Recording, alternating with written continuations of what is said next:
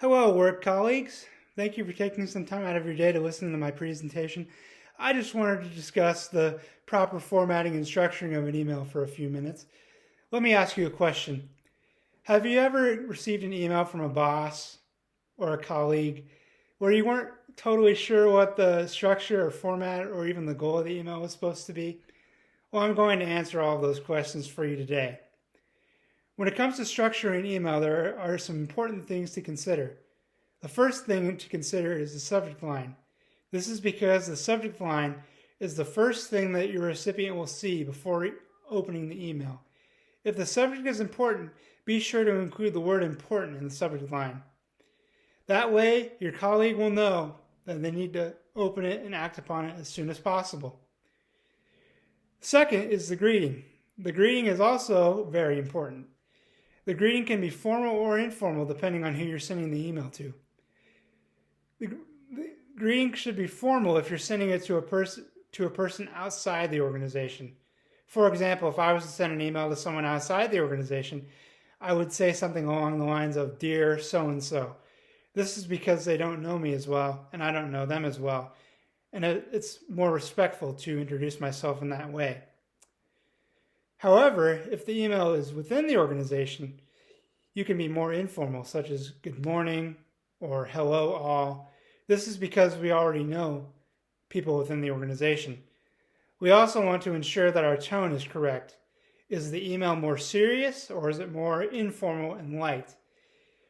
The email would be more serious in tone if there's a deadline that needs to be met or there's a big project that needs to be done.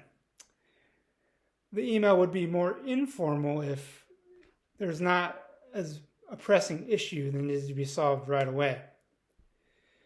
Also, the body of the email should include the most important information first. The most important information should be included first, so that way, as soon as the person starts reading the email, they know what needs to be done or acted upon. Also, it's important to make sure that the body is 4 to 6 sentences long, roughly.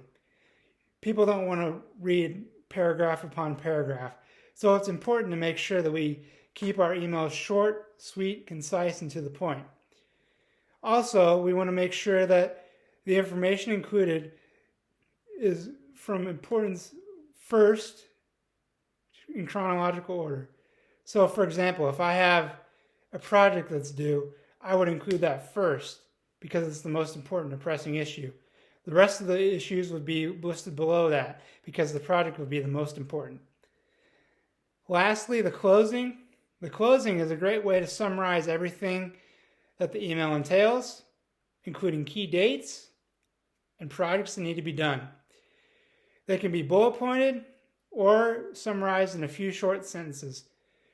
Also, if you want to bullet point things, you can put them in bolded font. That way people can remember them and write them down or keep them in a planner wherever they need to.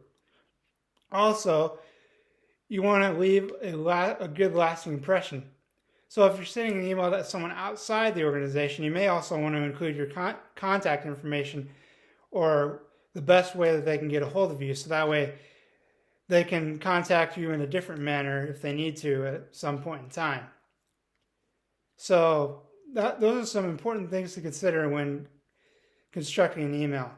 Keep it short, sweet, to the point, be clear and concise, use the appropriate tone for the situation, and make sure that everyone receives the message that needs to be received in the utmost professional and quickest way possible. I just want to thank all of you for taking the time to listen to my presentation. I know these can seem long or boring or unneeded, but I think it's very important to consider when thinking about how do we structure an email, especially to those who are outside our organization. How we structure an email out to someone outside the organization can leave a lasting impact on how they feel about the company. So it's very important to consider when thinking about those things. So again, I just want to thank everybody for listening to my presentation. I just want to wish you all the best rest of your day. Be productive, have a good lunch, and thank you for listening to my presentation. I really appreciate it. If you have any questions, please don't hesitate to come up and ask me. I'm a very open book, so Thank you all for listening and have a great rest of your day. Thank you so much.